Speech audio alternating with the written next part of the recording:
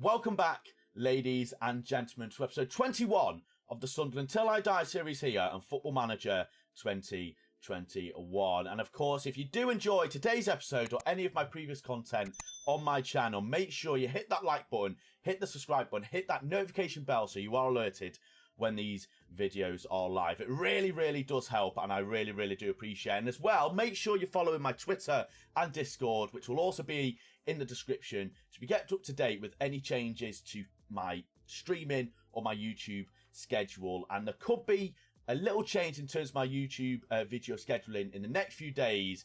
Probably going to go to a Monday, Wednesday, Friday instead of a Monday, Tuesday, Wednesday. So make sure you're kept up to date on my Twitter and Discord so that you know when that change takes effect. And if you also want to see me talk about football and how much I VAR, they're the two places to go.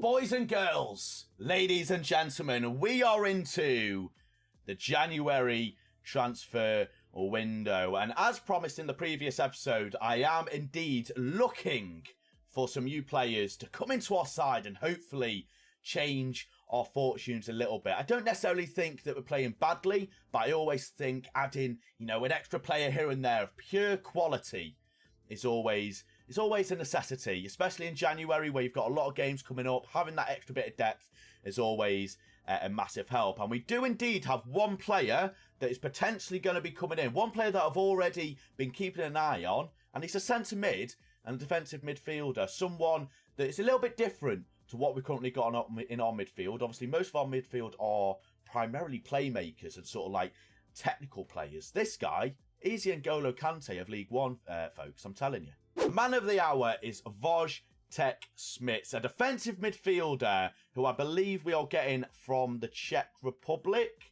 We are. The second division in Czech Republic from Karvina, which is quite far down. I didn't realise we were getting him from so far down in their sort of league structure. But regardless of that, ignoring that, this guy is a very well-rounded defensive midfielder, someone a little bit different than what we currently have. At the moment, we have primarily playmakers in our midfield, and having someone of this ilk, someone that we can get into the match off the bench. Let me make it clear, this guy will not be starting in any of our games. He'll probably be coming off the bench more often than not. But having someone like this, of this quality, only 24 years old and only for 150k as well, come off the bench late in the game, just say to him, be a rock in the middle of the defence, see the game out.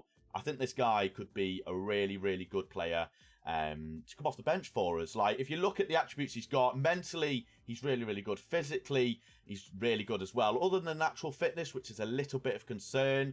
Technically, he's a bit iffy, but with that 14 tackling, 12 marking, 15 composure, concentration, decision-making, anticipation, he's everything that you want from a defensive midfielder. Someone that's just going to, sniff danger out and just pass it to our more creative players. And someone that I didn't want to slip through my fingers. For 150k, this guy's a bargain, I feel like. And feel free to put it in the comment section what you think of this guy. For me, considering we have 2.1 million to spend here or thereabouts, spend 150k of this guy's quality, I think, is an absolute bargain. And I'm looking forward to seeing what sort of impact he can have on our team. With one player coming in, there are a lot of bids coming in for one particular man, our Scottish regen, our Scottish legend in the making, Fraser McKenna. He has got a lot of interest in him right now. And it's not just loans, it's actual transfers. We've already got a lot of bids in. And I really don't want to sell him, but the problem is the teams that are going for him are in a higher division than us. So that really shouts out how good this guy could become if he continues progressing. He's wanted by Fulham, for God's sake, in the Premier League. I mean, Fraser McKenna, future star, and I'm not too sure what we're going to do with him, if I'm honest. Like, he's 16 years old, 5-star potential. He's probably a decent Premier League player when he meets that potential. So no, it's not a surprise that teams are going in for him. So I'm a little bit concerned. This time, next episode, we might not have Fraser McKenna. I'm not too sure. I mean, if a club came in for about 400, 500k, I would probably consider it, considering that 500k, we can get someone, naturally a lot better than Fraser, but we could probably get a decent regen in for that much as well, find a decent regen.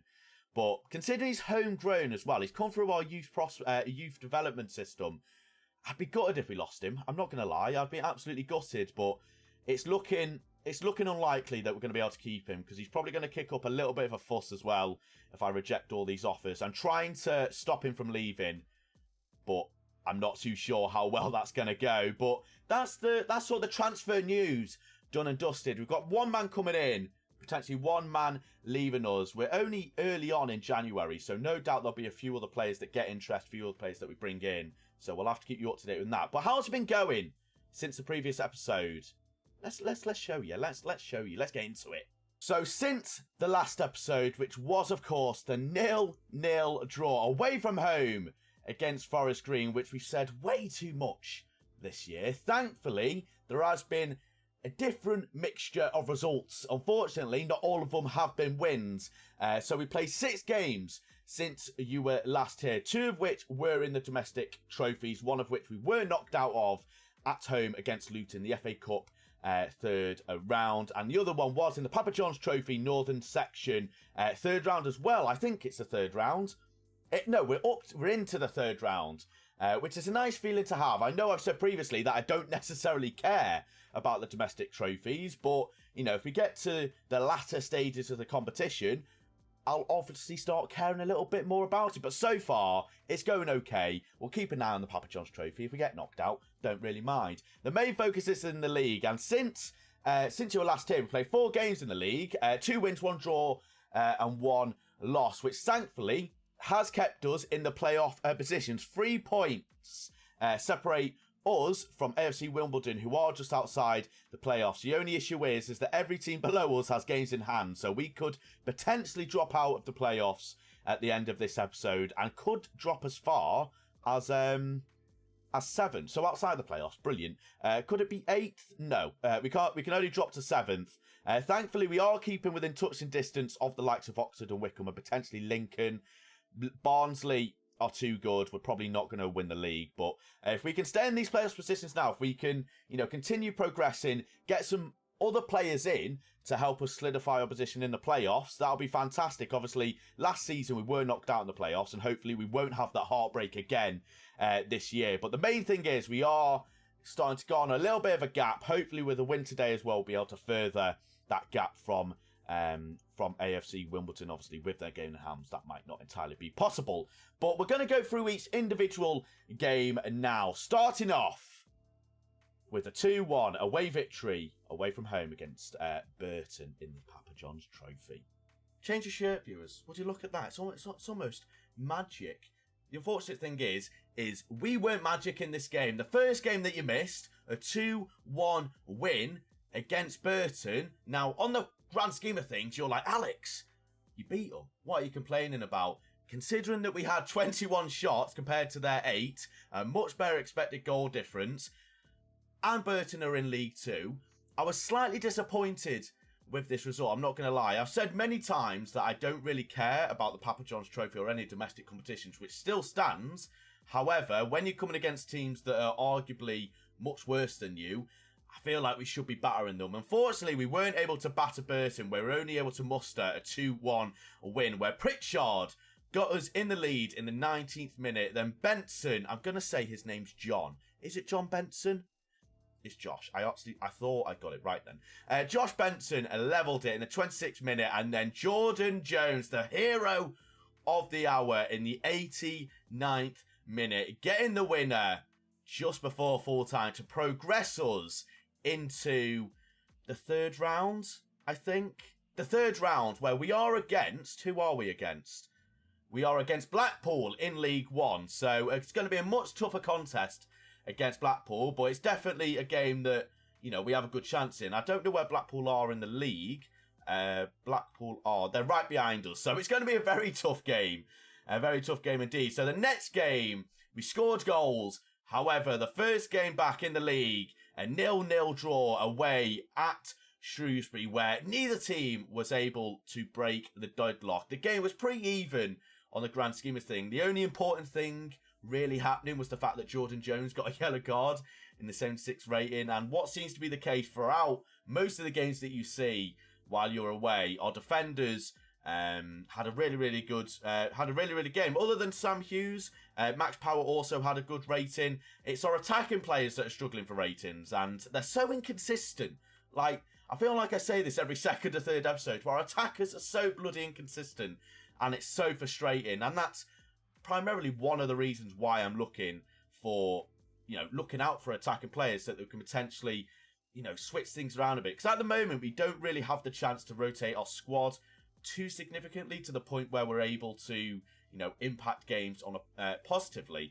Embleton did play a game or he might have played in the last game. Did he play in the last game against Burton? I'm not too sure he did. Did he play in the last game?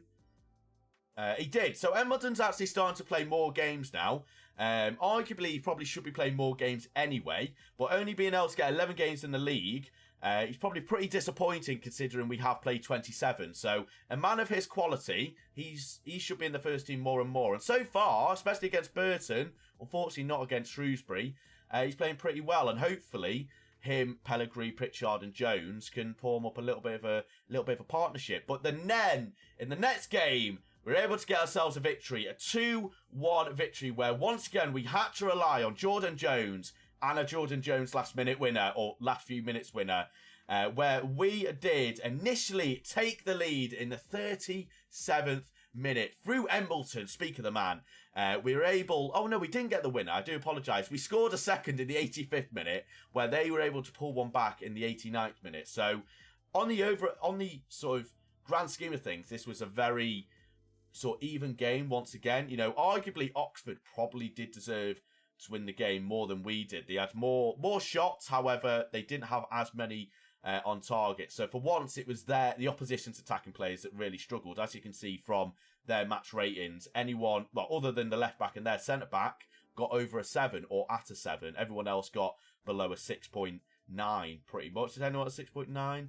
No. So, yeah, Oxford had a pretty tough game. We were arguably pretty lucky to get a 2-1 victory, but these are the sort of games we need to keep winning, essentially. These are the games we need to keep winning where perhaps it's a little bit of a slog, we're not entirely playing well, but if we can muster up 3 points here and there against teams that, really, really stubborn. I don't know where Oxford are in the league. Oxford are 4th, so, that makes the victory all more important.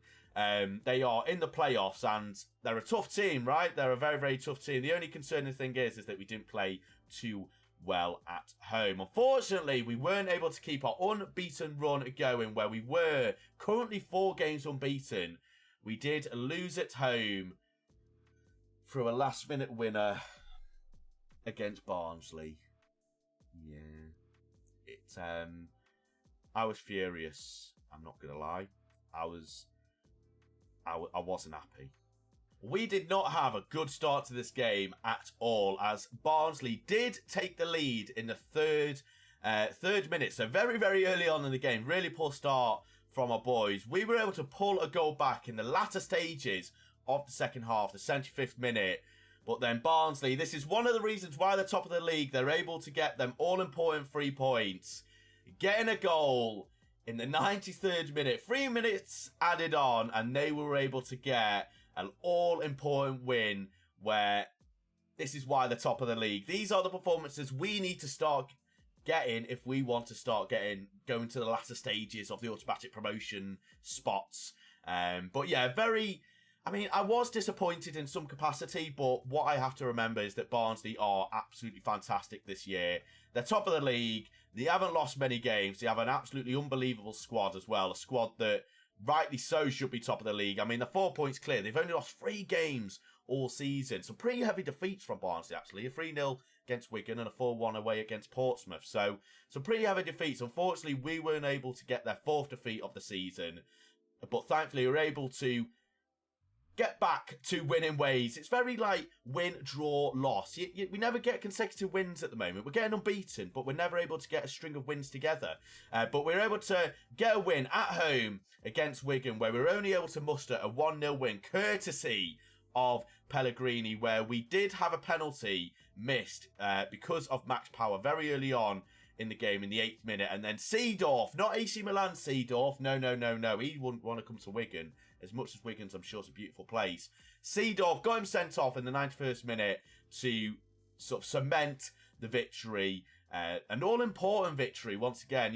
We, as I said, coming off the loss against Barnsley, it was a little bit demotivating, especially conceding a goal in the 93rd minute. It was very, very upsetting, very frustrating, and obviously it had quite a significant impact on the players' morale as well. So to get to a home victory in front of our home crowd as well, get the home crowd back on our side, it was really, really nice. It's nice to see Pellegrini on the score sheet once again. Once again, he's going through a little bit of a rough patch at the moment, so getting him back on the score sheet is nice to see. Unfortunately, he wasn't able on the score sheet in the FA Cup third round, where we did lose at home against Luton a 1-0, where they did have a man sent off very, very early on. Unfortunately, we weren't able to capitalise on that, where Berry, but the berry, not an apple, not a pear, not a banana, a berry, scored a goal in the 45th minute with their only shot on target, viewers.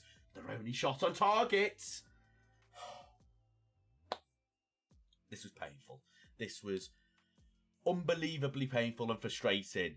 2 shots, 1 on target, they scored their only 1. And we had 15 absolute dominant performance from our boys. The only thing that was missing was actually putting the ball in the back of the net. And I feel like we have the shooting capacity of, I don't know, a kangaroo? I don't know. Where am I going with this? I don't know. The comparisons are terrible, just as much as our team was in this game. But yeah, that did knock us out of the FA Cup, which was basically disappointing considering how dominant we were. The only positive I can take from this game is that Luton are a championship side. They are the 15th in the championship, and the fact that we were able to go toe-to-toe with them and pretty much dominate from start to finish without the goal, I was pretty happy with. And I'm not going to lie, going out the FA Cup allows us to, once again, just shift our focus a little bit to the league and allow players to have a little bit of a rest where, you know, other rounds may be congesting our fixture, especially going into January. You know, we're getting into the last stages of the season now. Thankfully, we do have fewer games each month. Obviously, December and January were really, really tough. Like, if you look how many games we played over the last 2 months, 7, 6, 8, 12, 13, 14, 15, 16, 17, 18. We played 18 games over 2 months, which is a hell of a lot of games. So being able to have a bit of a break by getting knocked out of the FA Cup was quite nice. But we have to shift our focus to today's game, which is going to be an away tie against Coventry. Of course, Coventry are not a terrible team by any means. Paul Cook is in charge of Coventry. I feel like he's been in the Premier League. He wasn't in the Premier League. Did he have a career? He obviously had a career. He wasn't, was he? Yeah, he was in the Premier League. I mean, long ago, but he had an actual decent footballing career, which I'm very much jealous of. But yeah, Coventry's a bang mid-table side, but it's not going to be easy, especially away from home. Arguably, our away from home form has been better than our home form, so that does bode well for us a little bit.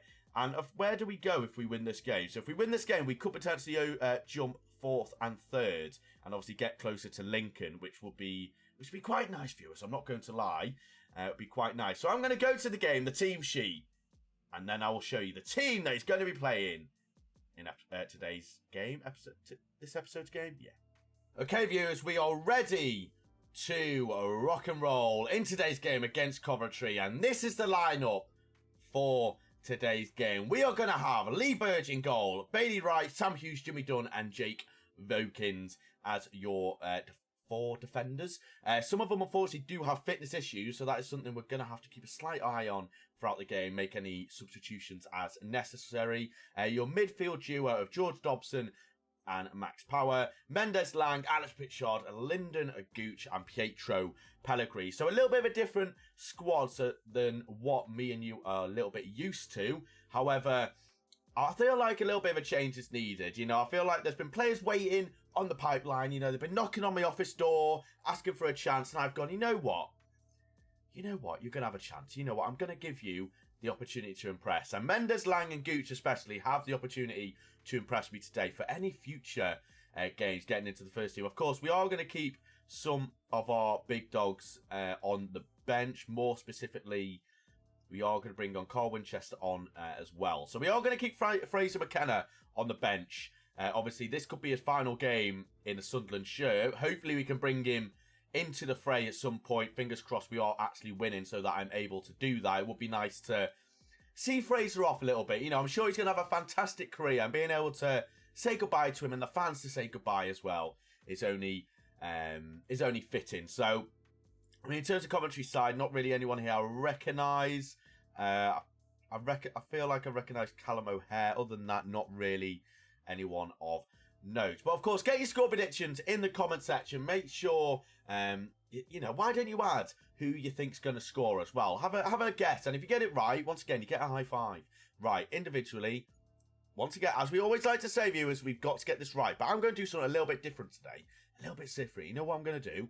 I want to see a good display, and that is why I'm the manager of Sunderland FC, because I am absolutely fantastic at team talks. What can I say? Here we go then, viewers. Let's get into the game. I'm in 2D. Oh, must have been analysing.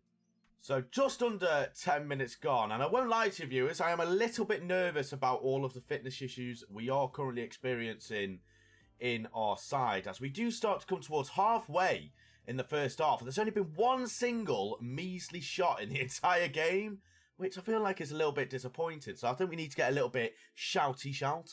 We are going to demand more, as there is a few more shots. Unfortunately, it is coming Coventry City's way, as we do go into half time with a very boring 0-0 draw. Honestly, every episode we have, I genuinely feel like it's just going to be a draw, and I'm not a fan of it. I'm not a fan. I want goals. I want experiences. I want everything.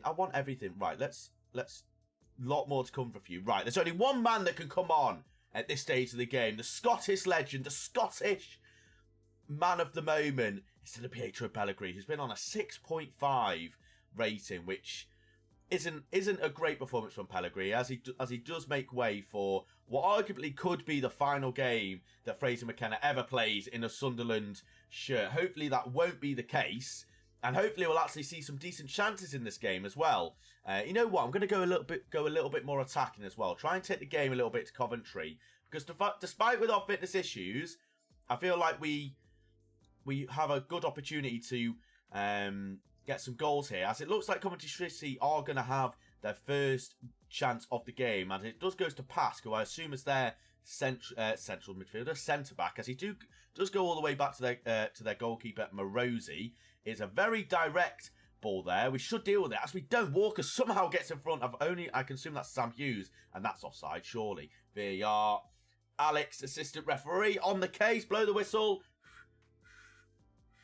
Get him off. He's clearly offside, ref. I mean, learn the rules of the game, mate. You've got all your fans in front of you, and you think it's, look at that. I mean, VAR probably would have got that wrong in some way, because let's be all honest, VAR is terrible.